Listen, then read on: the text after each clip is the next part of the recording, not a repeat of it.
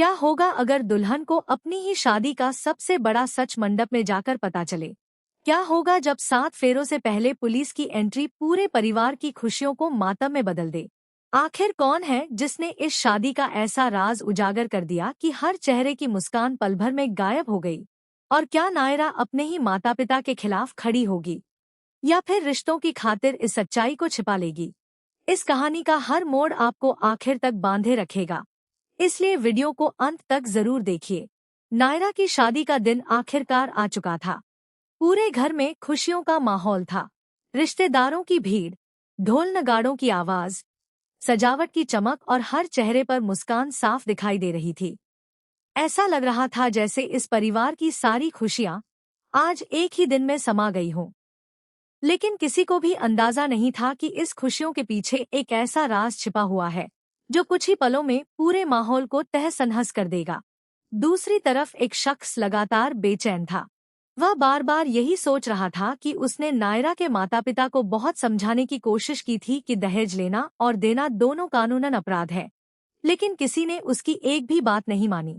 अब उसके मन में सिर्फ एक ही सवाल घूम रहा था, क्या नायरा को पता भी है कि उसकी शादी में दहेज का लेन देन हो रहा है, या उससे ये सच जानबूझकर छिपाया गया है?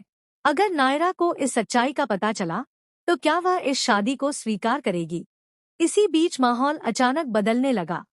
शादी की रस्में शुरू होने ही वाली थी कि किसी ने ऐसी खबर लाकर सबको हिला दिया, जिसे सुनकर वहां मौजूद हर इंसान के होश उड़ गए।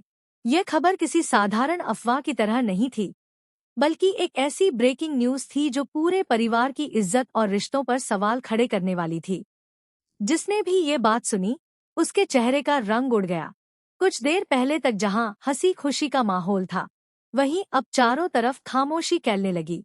हर कोई एक दूसरे का चेहरा देखने लगा, लेकिन किसी के पास कोई जवाब नहीं था। तभी अचानक बाहर से सायरन की आवाज सुनाई दी। कुछ ही सेकंड में पुलिस की गाड़ियां घर के सामने आकर रुक गई। पुलिस को देखकर शादी में मौजूद हर मेहमान घबरा गया। किसी को समझ नहीं आ रहा था कि आखिर शादी के बीच पुलिस क्यों पहुंची है। दूल्हे और दुल्हन के परिवार के लोग एक दूसरे से सवाल करने लगे, लेकिन किसी के पास कोई जानकारी नहीं थी। पुलिस के अधिकारी सीधे अंदर पहुंचे और उन्होंने सभी से वहीं रुकने के लिए कहा।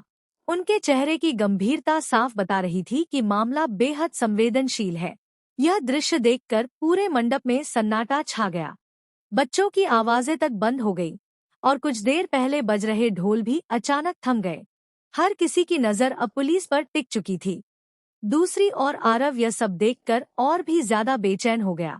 उसके मन में सिर्फ एक ही बात चल रही थी कि उसे किसी भी कीमत पर नायरा से अकेले में बात करनी होगी। उसे लग रहा था कि अगर नायरा को यह सच किसी और से पता चला तो बहुत देर हो जाएगी। वह तेजी से मंडप की तरफ बढ़ने लगा, लेकिन तभी किसी ने उसे रोक लिया और पूछा, आरव जी, आप कहाँ जा रहे हैं?